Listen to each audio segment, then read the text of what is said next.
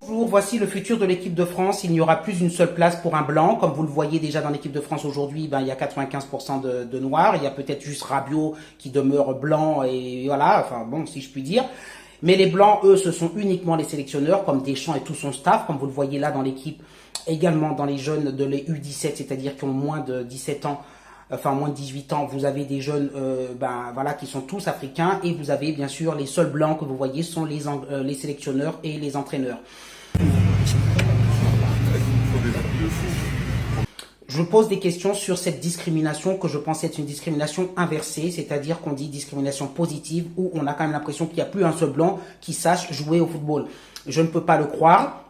Je pense qu'il y a beaucoup de blancs talentueux, mais qu'aujourd'hui, on va préférentiellement choisir de jeunes Africains, pensant qu'ils ont des qualités athlétiques et tout ça supérieures. Mais j'ai envie de vous poser une question. Si les Africains étaient si forts au football, pourquoi est-ce qu'ils n'ont pas gagné une seule fois la Coupe du Monde en je ne sais combien d'éditions? Rappelez-vous, vous aviez mais je ne sais combien de lions indomptables et de tout ça, qui le plus loin qu'ils aient été, je crois, c'est quart de finale. Je ne crois pas à cette réalité. Regardez Luis Enrique. Il a composé, en plus, vous savez, Luis Enrique, son origine, voilà, lui, tu verras pas Luis Enrique mettre 95 ou 99% de blacks en équipe de France, hein, en équipe de PSG, pardon. Hein. Et la réalité, c'est qu'il a mis des Espagnols, il a fait des mélanges, il a mis des Skriniar, et bon, j'arrive pas à prononcer les noms, mais l'équipe du PSG, depuis l'arrivée de Luis Enrique, si je puis dire, voilà, il a rééquilibré les choses. Je vais pas rentrer dans les détails. Vous voyez qu'on est champion d'Europe. Hein. Je vais dire, les mecs, ils ont fait le boulot. Quand vous voyez les Skriniar, les je sais plus qui, les noms, là, tout ça. On peut gagner avec... enfin, une équipe blanche peut gagner, blanche ou colorée, si je puis dire. Quand on voit le mondial... bon, c'est l'équipe d'Argentine qui a gagné. Bon, en tout cas, beaucoup d'équipes qui ne sont pas complètement avec des Africains d'origine arrivent à gagner au football. Donc aujourd'hui, je me pose quand même la question de cette équipe de France qui est 100% africaine. Alors on me dit oui, mais ils viennent des banlieues, puis ils ont beaucoup joué dans la rue.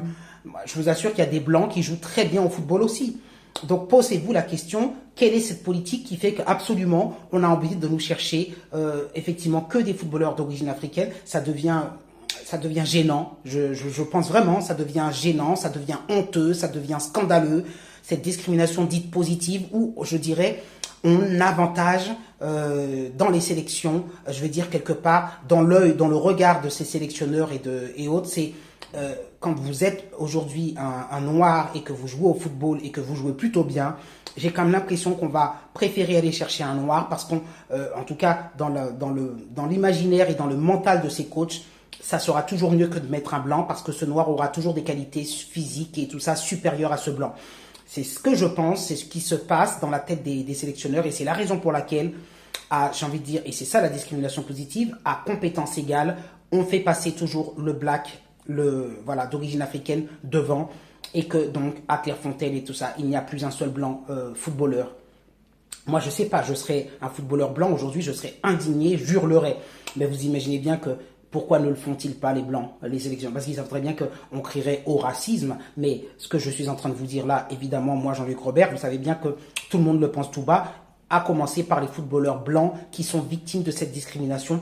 Mais aucun ne postera aucun tweet sur nulle part parce qu'il sait qu'il se fera bannir définitivement, qu'on criera au scandale, qu'on le dira raciste. Donc ils se taisent, mais ils sont en train de subir intérieurement quelque chose de très très difficile. Et je suis persuadé que les blacks, les d'origine africaine, donc les noirs, bon après il y a peut-être des Antillais et d'autres origines, un peu importe, mais je suis persuadé que ces personnes-là qui sont l'équipe de France, à un moment donné, eux-mêmes ressentent ce malaise. Je suis persuadé qu'une partie d'eux ressent. Alors bien sûr, il y a toujours les Lilian Thuram qui sont fiers, ouais, on est entre nous, frères, on est les plus forts, mais je pense qu'il y en a quand même qui commencent à se poser des questions également et à être gênés. Alors postez vos commentaires, dites-moi ce que vous en pensez, mettez les pouces en l'air, je vous souhaite une très bonne journée. Thank you.